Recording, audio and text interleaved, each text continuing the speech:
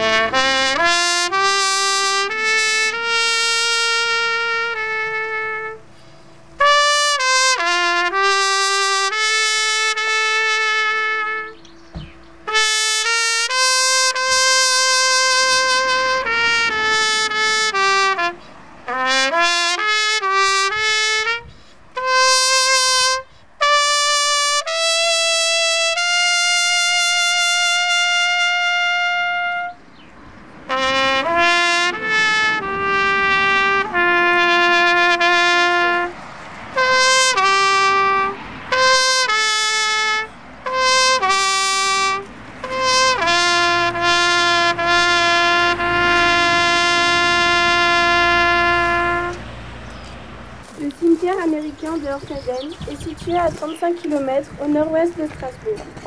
Il a été créé le 4 décembre 1944, juste avant la terrible bataille des Ardennes.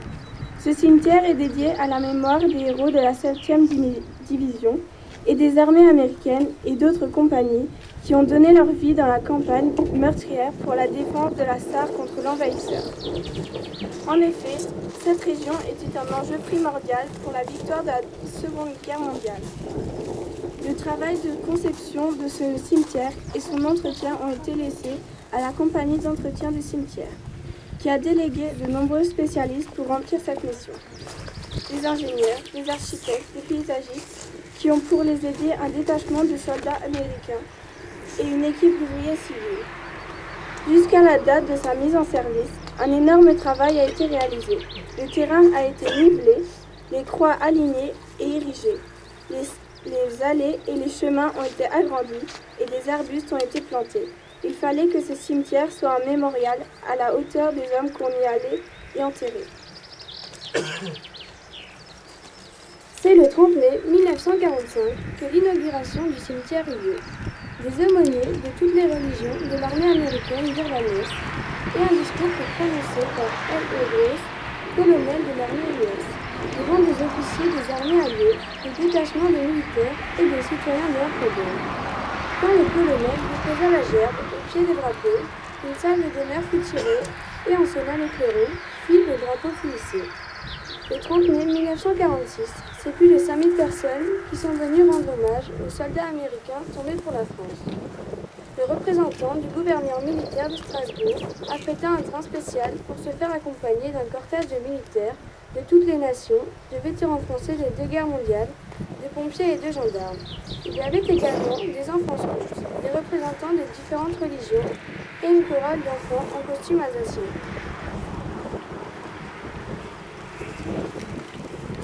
Les enfants des écoles, les scouts et les familles françaises des environs choisirent une tombe pour y déposer une fleur. Les hymnes français, anglais et américains furent joués, et un office religieux fut célébré. De nombreuses personnalités firent ensuite des discours, puis la chorale des enfants chanta le chant des patriotes. Après une nouvelle prière en mémoire des soldats morts, on déposa les gerbes sur le monument, on tira la salve d'honneur, on sonna le clairon, puis on hissa le drapeau américain et français. Le lieutenant James Croll Raoul est né le 1er janvier 1924 à Cadwell, New Jersey, USA. Comme lieutenant pour acte de bravoure, il fut touché mortellement dans un combat de rue à Hennevillers le 2 décembre 1944. Il a été enterré sous la stèle inaugurée le 7 juin 1953 à l'emplacement de l'ancien cimetière, l'île 93 tombes, transférée à Saint-Avold. Une dérogation a été demandée par la famille au général Eisenhower par la famille pour respecter ses dernières volontés.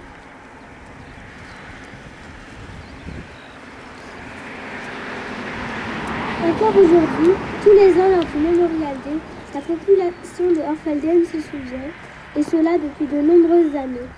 En 2012, la commune de Orfelden a inauguré 2 totems d'information pour une meilleure compréhension de l'historique de ce site. Ce mémorial Orfeldois est encore aujourd'hui l'objet d'études et de livres aux USA.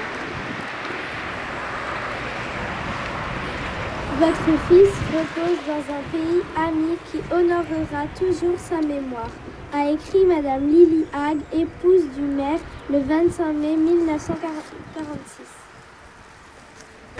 On 39 1946, more than 5,000 people came from the nearby towns and villages to join American forces in honoring their dead. Colonel Henry Menzies, representing the military governor of Strasbourg, came in a special train along with the generous 80-piece military band and company from an infantry brigade. The processions to the speaker's stand included troops of both nations, French veterans of both world wars, local firemen, the gendarmerie, Boys and Girl Scouts, a children's show dressed in Alsatian costume. Garde à vous.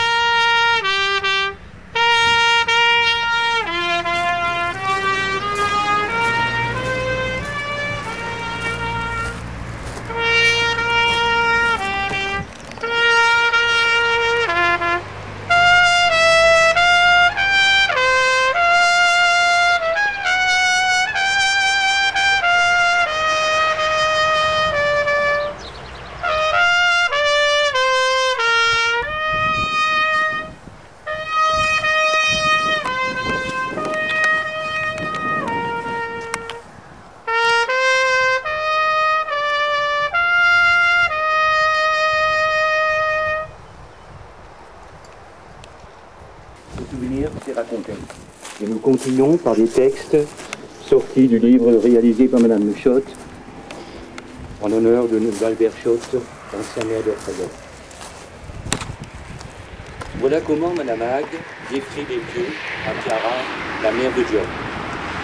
La lettre de Clara arriva chez Frédéric Hague, qui avait été élu maire d'Orfelden peu avant la libération de la ville en novembre 1944.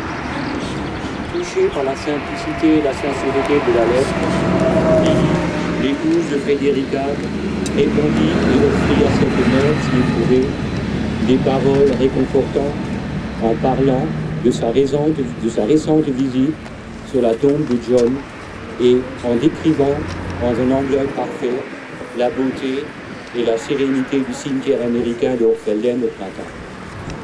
L'endroit est ravissant, surtout en cette saison.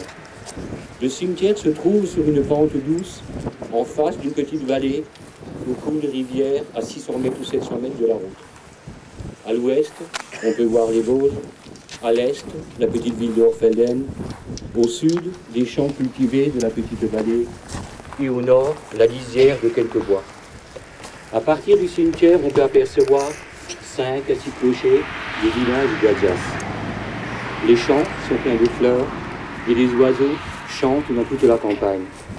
L'endroit est paisible et si j'osais, je dirais qu'il est gai à cause des fleurs sauvages et de la beauté du paysage qui ressemble à un jardin. En promettant à Clara que la mémoire de son fils sera honorée à jamais en Alsace, Lily conclut sa lettre par une déclaration sincère sur la reconnaissance des Alsaciens, pour la libération et sur la promesse qu'elle a faite à ses concitoyens alsaciens qui prendraient toujours soin de la tombe de John. Votre fils repose parmi ses camarades dans un pays d'amis qui honoreront sa tombe et sa mémoire. C'est pour cela, mesdames et messieurs, que nous sommes ici aujourd'hui. Nous allons maintenant procéder au dépôt des différentes germes. Garde à vous.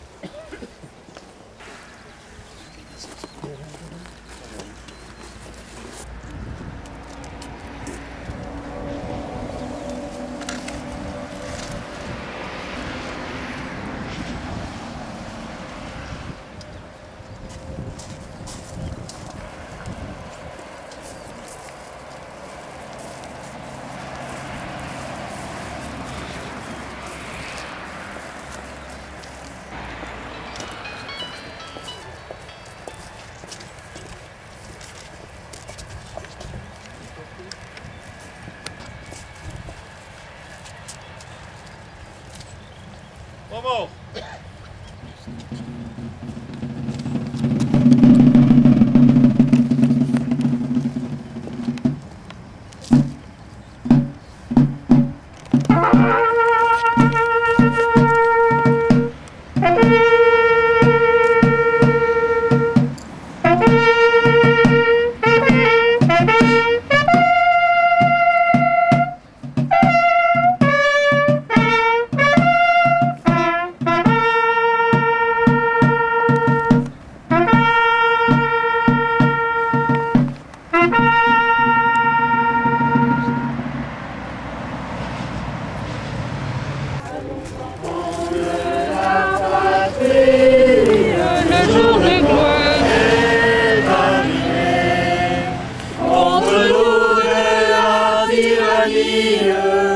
L'étendard sanglant élevé, l'étendard sanglant élevé, entendez-vous dans nos campagnes mugir ces féroces soldats?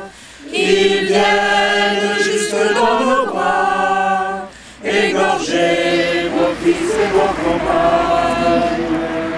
Aux armes, citoyens, formez vos bataillons, marchons, marchons, passant un mur, un point de Sion.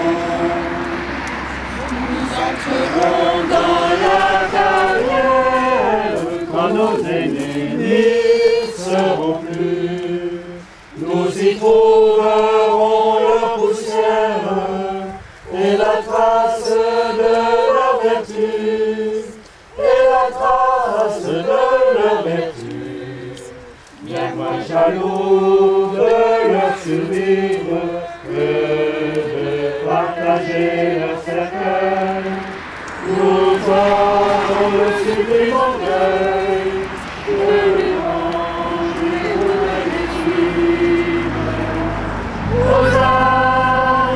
citoyens, formés dans bataillon, marchons, marchons, d'un sang imbu, en gloire de notre Sion.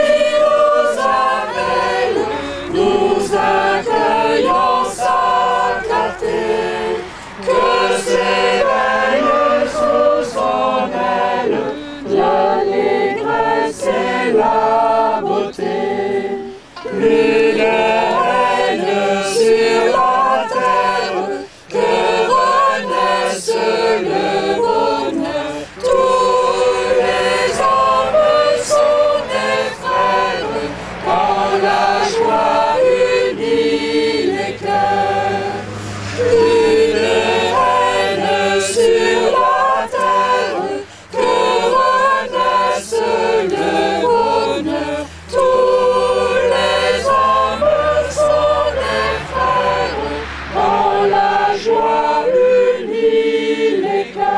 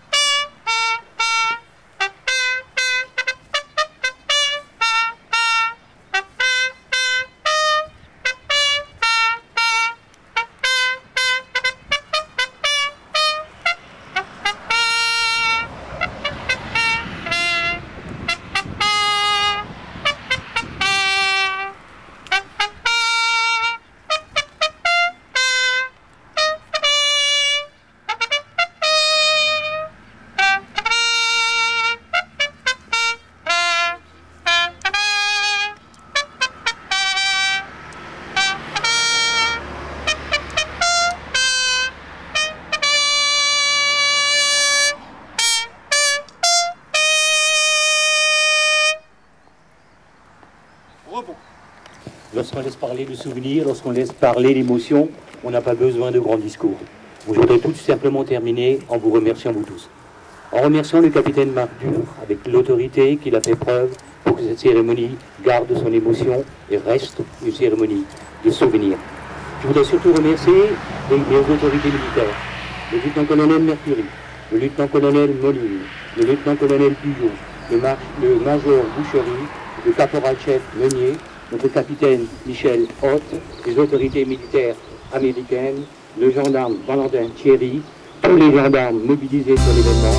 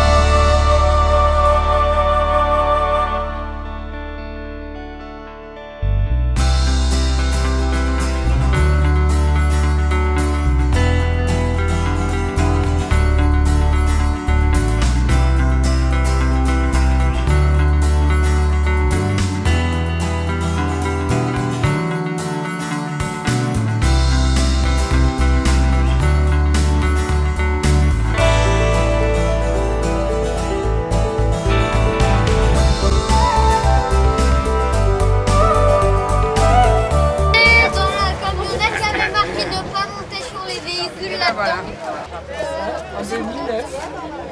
Il y a longtemps, hein. Il y a longtemps.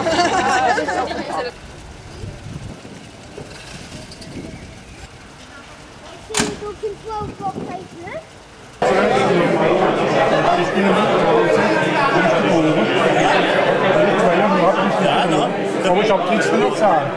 Encore une fois, au nom de la commune de Hochfelden, vous remercier d'avoir bien voulu assister à cette cérémonie. C'est grâce à vous que nous avons pu rendre dignement fidélité à cette promesse que nous avons faite.